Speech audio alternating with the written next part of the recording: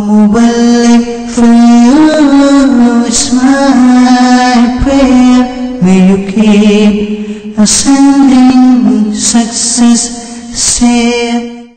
My dear brothers in Islam and viewers of Madani channel, the importance of repentance can be outlined by many narrations by the king of all prophets, the messenger of Allah sallallahu alaihi wasallam, and many quotes and words of wisdom from our pious predecessors. Hazrat Anas radiyallahu ta'ala anhu further narrates in Ibn Majah, the messenger of Allah sallallahu ta'ala alaihi wa alihi wasallam said, all humans at some time or another commit sins, but the best from the sinners are those who repent.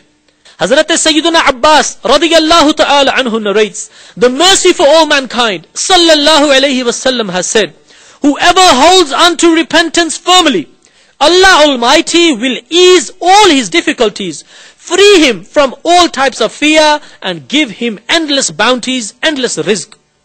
Hazrat Anas radiyallahu ta'ala anhu narrates that the mercy for all mankind, the messenger of Allah, the jewel in the crown of prophethood, Sayyiduna Muhammad sallallahu alayhi wasallam has said, like metal our hearts too catch rust, and they are purified and cleaned with repentance.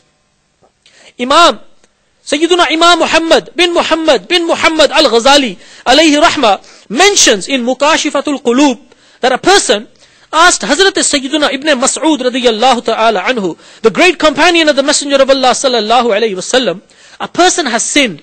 Is there any chance for his forgiveness? Hazrat Sayyiduna Ibn Mas'ud radiyallahu ta'ala anhu turned his face the other way.